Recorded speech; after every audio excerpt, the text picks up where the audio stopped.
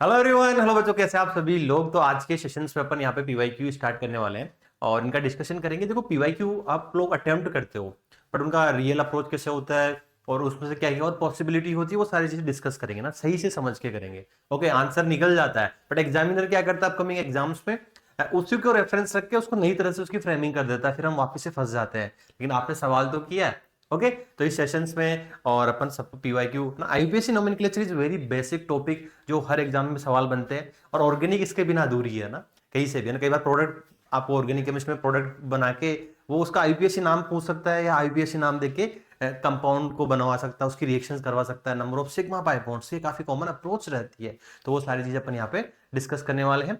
और J1 अगर application आपने डाउनलोड नहीं किया तो काफी चीजें पीवाईक्यू खुजाना में जाके आप पीवाईक्यू वगैरह प्रैक्टिस कर सकते हैं, मॉक दे सकते हैं फुली।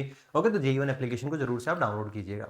ओके, अगर आप J1 टीम से पढ़ना चाहते हैं, आप भी नेशनल टॉपर बनना चाहते हैं, वन ऑफ द मोस्ट एक अच्छा रिजल्ट प्रोड्यूसिंग जो टीम है यहाँ पे ना, जो टॉपर्स प्रोड्यूस करती है, इतना क्वालिटी कंटेंट देती है आपको यहाँ पे। तो उनके डिफरेंट डिफरेंट बेचेस में से रिवीजन बेच अभी ग्रेविटी अपना ऑलरेडी चल रहा है, जहाँ पे अगर आपको कोई पर्टिकुलर टॉपिक वीक है, ओके, बहुत सारे टॉपिक्स आप कर लेते हो, एक बार बैकलॉग्स रह जाते हैं, तो उनको मैनेज कैसे करें, क्योंकि पहला अटेम्प्ट काफी क्रूशियल होता है ना। ओके, तो आपका ग्रेविटी बेच में रिवीजन लेक्चर्स सारे यहाँ पे रखे हुए हैं। ओके, उनको आप जरूर से देखिए। मैं तो ये कहता हूँ कि सबसे पहले आपका कोई स्ट्रॉन्ग टॉपिक है, उन लेक्चर्स को आप स्किप कर सकते हैं। ओके, उन क्लासेस को आप स्किप कर सकते हैं। और जो वीक है, ये आपने कवर ही नहीं किया ना, उनको वापस से जाके आप पहले उनको प्रायोरिटी पे देखें। वहां पे बूस्टर सेशंस हो से प्रैक्टिस करो आप, वहां पे रिवीजन डीपीपीज होती है, सब कुछ होती है। पीवाईक्यू होगा तो डीपीपीज अलग से प्रैक्टिस करो, सब कुछ। और इसके अंदर जेएमपी भी है ना, ऑलरेडी इसके साथ फ्री है।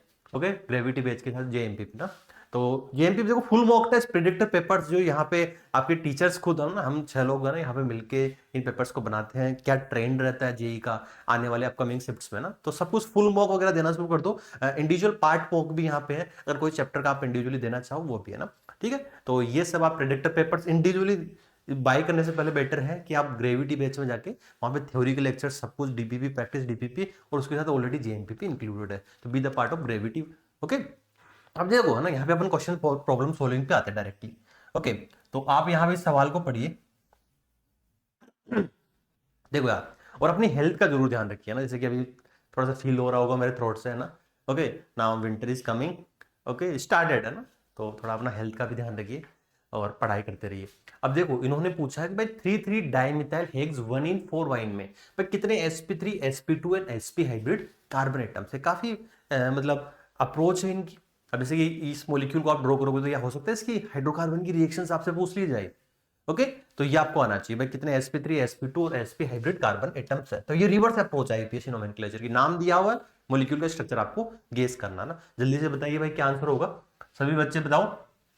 3,3 डाइमिथाइल हेक्स 1 in 4 वाइन, मतलब 6 कार्बन की चेन है, तो पहले 6 कार्बन की चेन आप बना लो। ओके, 1 2 3 4 5 एंड 6, 1 2 3 4 5 6, तो 6 कार्बन की चेन आपने बना ली। ओके, नंबरिंग कर दो इस पे, कहीं से भी नंबरिंग कर दो आप। ओके, ओके, यहां से 1 2 3 4 5 एंड 6 आपने ये नंबरिंग कर दी 6 कार्बन की। अब आपको बोला क्या है, 3 3 डाइमिथाइल, 3 पे 2 मिथाइल ग्रुप जुड़े हुए हैं। ओके, 3 3 डाइमिथाइल, ठीक है।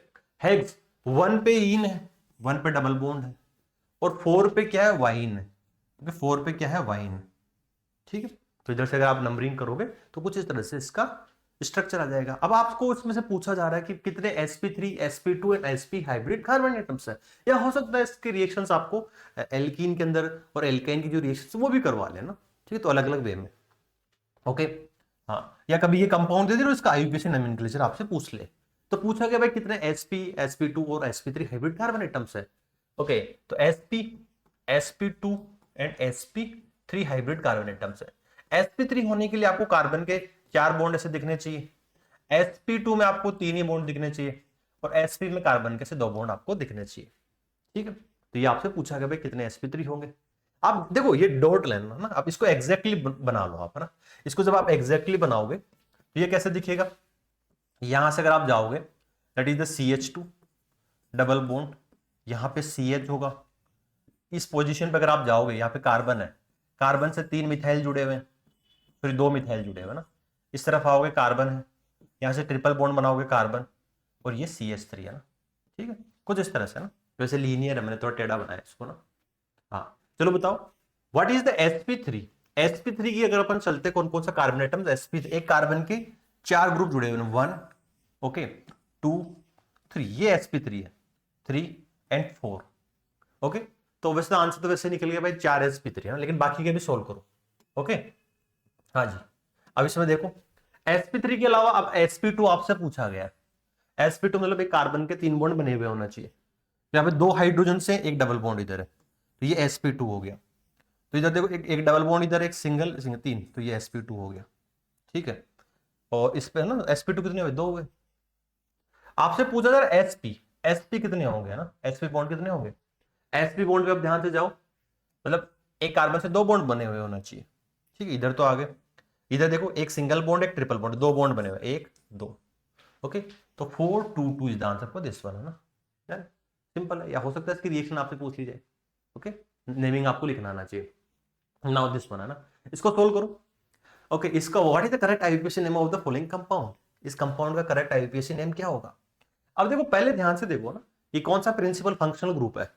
NO2 फंक्शनल ग्रुप होता है, NO2 लोकेंट होता है, OH एल्कोहल फंक्शनल ग्रुप होता है, Br लोकेंट होता है। बट एसिड में और एल्कोहल में प्रायोरिटी किसको देते हो, OH में से और एसिड में से प्रायोरिटी किसको दोगे, OH ग्रुप है ना, वैसे इधर फिनोलिक हो गया है, ठीक है। तो आप एसिड को प्रायोरिटी देते हो ओके।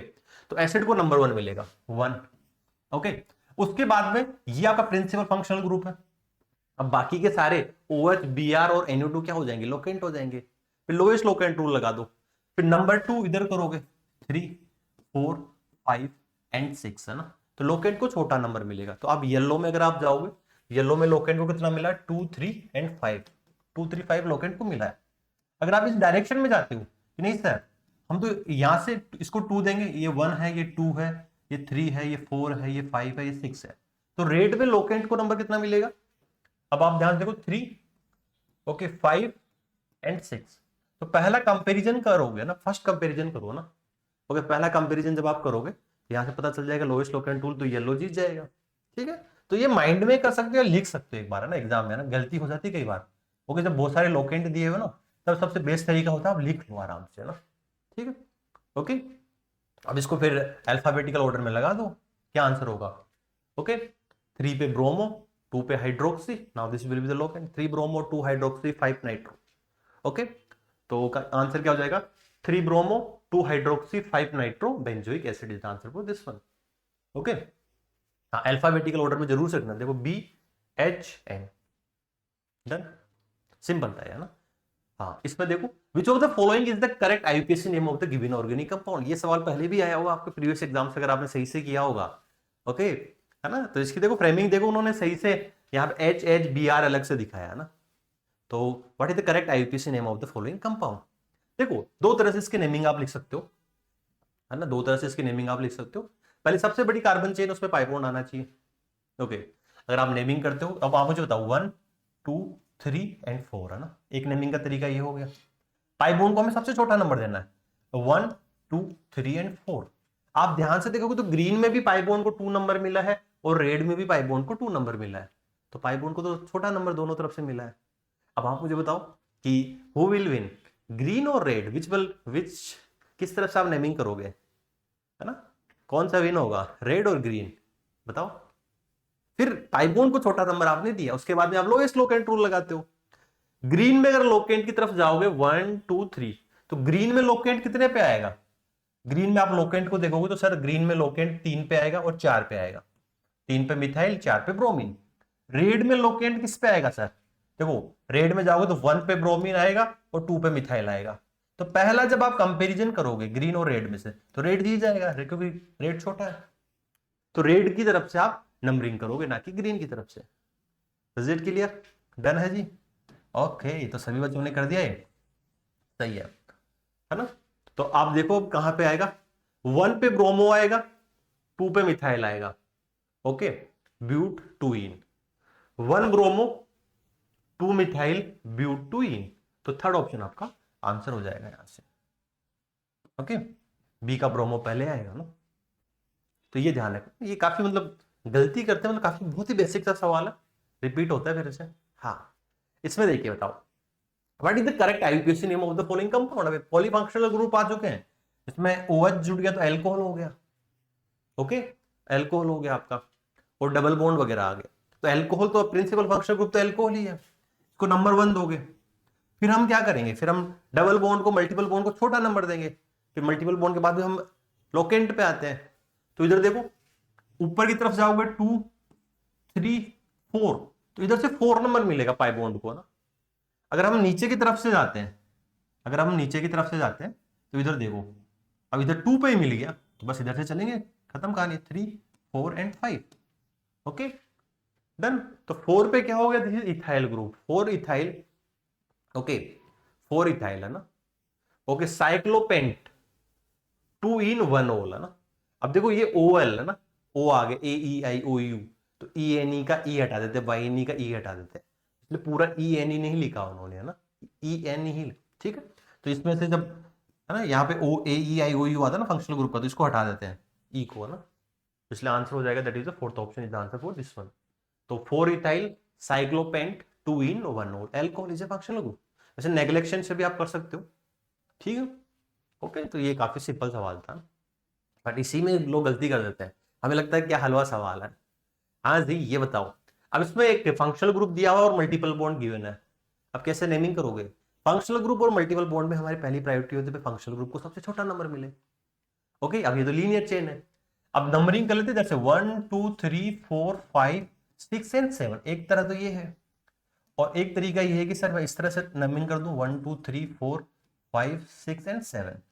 अब आप मुझे बताओ, येलो की तरफ से नेमिंग करोगे या रेड की तरफ से नेमिंग करोगे, थिंक अबाउट इट, सोच के देखो। सोच के अगर आप देखोगे तो सर येलो की तरफ से भी एक फंक्शनल ग्रुप जो हमारा है उसको 4 नंबर मिला है और रेड से भी 4 नंबर मिला है।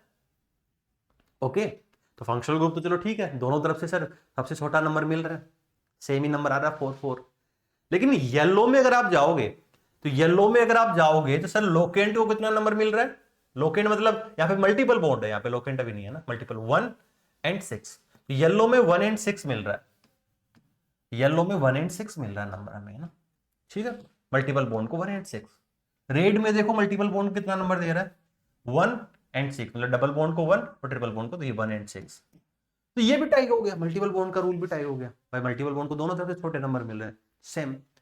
फिर क्या होता है जब इन और वाइन, ओके जब मल्टीपल बॉन्ड ही टाई हो जाता है इन और वाइन, फिर हम किसको प्रायोरिटी देते हैं, जो सबसे छोटा है, फिर इन जीत जाता है, फिर वाइन हार जाता है, क्योंकि ई छोटा है वाई है ना, अल्फाबेटिकल ऑर्डर में, ठीक है।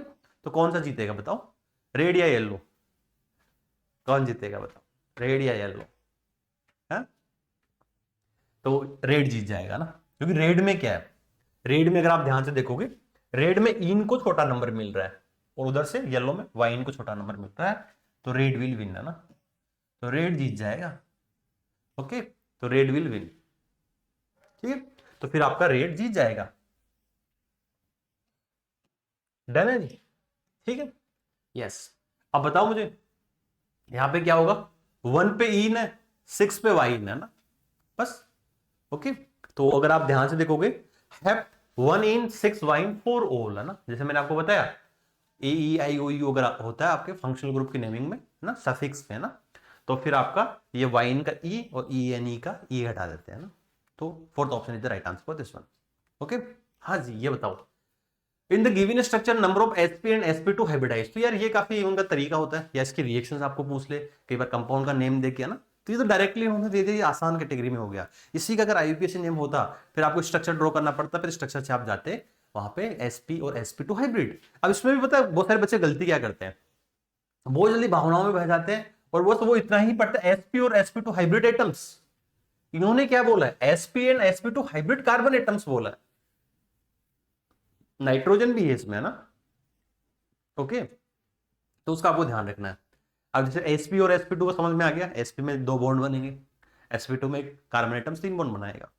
ओके अब आप इस पे चलो, अगर sp की मैं बात करता हूं आपसे, sp ये कार्बन एटम्स है ना, ये कार्बन एटम्स sp है, क्योंकि एक ट्रिपल बॉन्ड इधर एक सिंगल बॉन्ड इधर है, ये यहां पे भी कार्बन एटम्स भूल मत जाना ना, यहाँ पे 2 कार्बन एटम, ये sp है ये sp है, गलती मत करना, इनको कोई भूल जाओ, ओके ये बॉन्ड लाइन नोटेशन में है ना, ठीक है तो ये sp है, डन।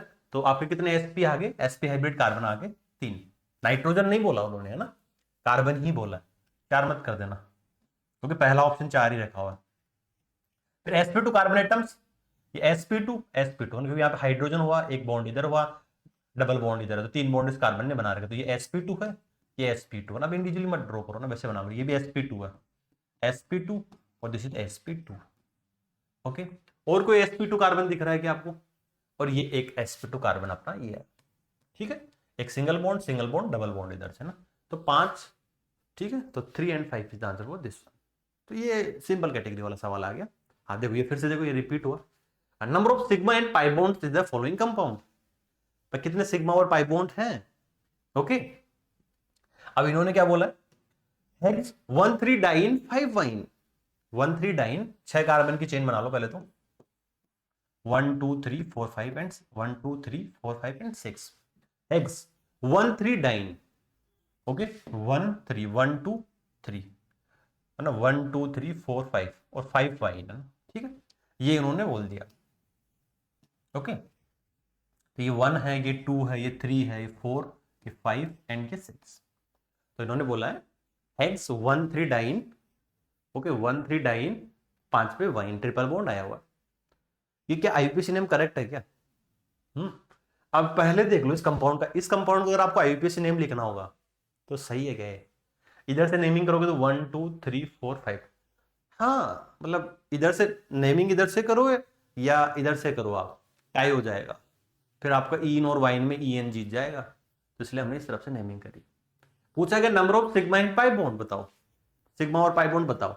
अभी तो बॉन्ड लाइन नोटेशन है, अब आप इसको सही से बना लो।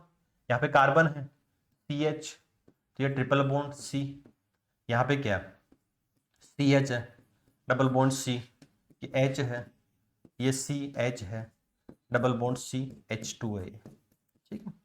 अब आपको इसमें पूछा जा रहा है number of sigma and pi bond बताओ। ओके, तो टोटल बॉन्ड ही काउंट करने हैं आपको ना, सारे बॉन्ड काउंट कर लो सिग्मा, तो सिग्मा और पाई है, तो 3 4 5 6 7 8 9 10 11 12 13 14 15, 15 is the answer for this one है ना, काउंट कर लेना एक बार है ना, 15 is the answer for this one.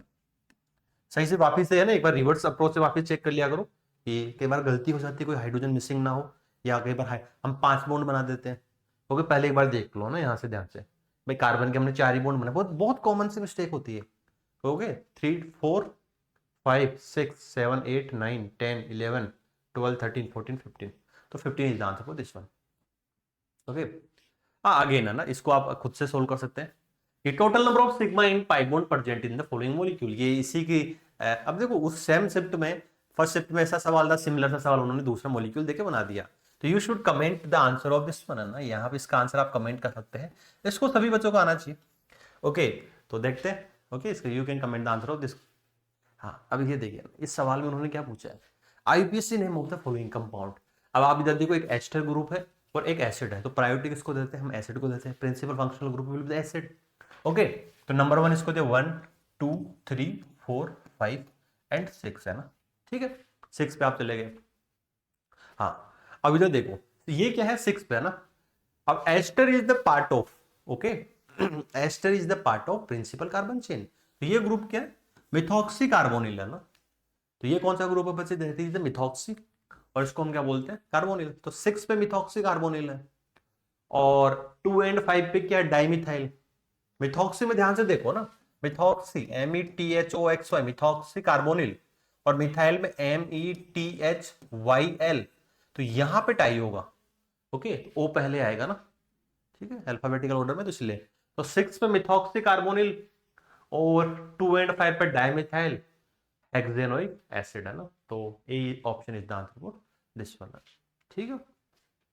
अब बी ऑप्शन में जाओगे तो उन्होंने कार्बोक्सी बोला है, ओके, और इधर भी उन्होंने हेक्सेनोइड को, एस्टर को प्रिंसिपल फंक्शनल ग्रुप बोला है, इस वाले में है ना। तो ये ऑप्शन नेग्लेक्शन से भी आप कर सकते थे, मतलब बात ये है, रियल अप्रोच ये है कि उन्होंने ऑप्शंस तो काफी आसान बना दिए। कोई कहेगा सर ये सब लिखने की जरूरत नहीं, आंसर तो निकल गया, अरे उसने अच्छे से ऑप्शन नहीं बनाए। अगर अपकमिंग आपके एग्जाम्स में अगर अच्छे ऑप्शंस बना दिए फिर कैसे करोगे? तो यही तो तरीका होता है, ये सीरीज का मतलब तो यही है कि आपको आंसर निकालने से मतलब नहीं होना चाहिए, आपको पूरा कंसेप्ट समझ में आना चाहिए कि चलो अभी तो बना दिया उन्होंने ना, कि ऑप्शन नेग्लेक्शन से, ऑप्शन नेग्लेक्शन टेक्निक अभी आप जब डीपीपी वगैरह करते हो, इलस्ट्रेशन करते हो, तब मत लगाओ। ऑप्शन नेग्लेक्शन टेक्निक्स आप एग्जाम के ड्यूरेशन में लगाओ। अभी तक आपकी प्रिपरेशन को ऐसे रखोगे यार ये सवाल को किसी भी तरह से पूछते हैं वही कर दो, ठीक है। ओके, तो ये सारे अपने पीवाईक्यू यहाँ पे डिस्कस किया है। होपफुली आपको काफी मजा आया होगा। तो पीवाईक्यू खजाना में जाके आप जो है ना J1 एप्लीकेशन में जाके आप पीवाईक्यू खजाना में जाके प्रैक्टिस करते रहो, और भी अलग अलग डिफरेंट डिफरेंट पीवाईक्यूज जो है और वे प्रीवियस ईयर्स के। और जैसे मैं बता रहा हूँ, अगर आपको लगता है कि यार सर अभी भी हमारे बहुत सारे चैप्टर्स बाकी रह गए हैं या बैकलॉग्स थे या सही से हमने कवर नहीं करे, तो गो इन द बैच ऑफ, आपका जो बैच है ना, ओके, ग्रेविटी बैच है ना, ग्रेविटी बैच में जाके आप सारे लेक्चर्स को आप देख सकते हैं। ओके, बहुत ही डिटेल में डेप्थ में चीजें दी हुई है, बट लेक्चर्स का जो ड्यूरेशन छोटा है ना, ओके, लेकिन आपका सारा रिवीजन हो जाएगा, बहुत सारे प्रॉब्लम सॉल्विंग हो जाएगी उसके अंदर। तो उनको जाके आप जरूर से रिवाइज कीजिए कि प्रैक्टिसिंग, ओके, बार बार थ्योरी पढ़ने से काम नहीं चलेगा। मैं बता रहा हूँ रिवीजन का बेस्ट तरीका होता है नए नए तरह के सवाल सोल्व करो, पहले पीवाईक्यू करो। बूस्टर सेशंस होते हैं जहां पे जाके अलग नए नए तरह के सवाल से आपका जो रिवीजन डीपीपी होती है। और पीवाईक्यूज को कैसे अप्रोच किया जाता है, लेक्चर्स के अंदर कुछ कुछ अच्छे पीवाईक्यूज भी कवर किए जाते हैं, और इसके साथ ऑलरेडी फुल मॉक देना शुरू कर दो, चाहे आपका 60% सिलेबस हुआ हो, 70 हुआ हो, 50 हुआ हो। जो चैप्टर्स नहीं हुए, ओके, वो उनको टेस्ट में उनके सवाल आप स्किप कर सकते हैं, जब वो हो जाए तो उनको जरूर से आप अटेम्प्ट करें वापस से आके। ऐसा नहीं कि मेरा 100% सिलेबस होगा तभी मैं फुल मॉक दूंगा। तो ये जेएमपी जो है ना ऑलरेडी ग्रेविटी बैच पे इंक्लूडेड है ना, मोस्ट प्रेडिक्टिव पेपर जो आपकी टीम, ये टीम मिलकर आपके यहाँ पे बनाती है। ओके, तो इंडिविजुअली जेएमपीपी लेने से बेटर है कि आप ना बैच में जाके इनरोल कर सकते हैं। और अगर जो ऑलरेडी बैच में है उनके उनको तो ऑलरेडी जेएमपीपी मिला हुआ है, ओके, इस बैच के अंदर है ना, one of the most affordable price जो टीम है ना। तो इतना लो प्राइस पे कहीं पे भी आपको इतना क्वालिटी कंटेंट नहीं मिलेगा, मैं बता रहा हूँ। ओके बच्चों, तो thank you everyone for your time. और फिर ऐसे ही सीरीज में next lectures that will discuss the GOC है ना, तो ये सीरीज में कंटिन्यू बने रहना। ओके बच्चों, bye bye and love you all.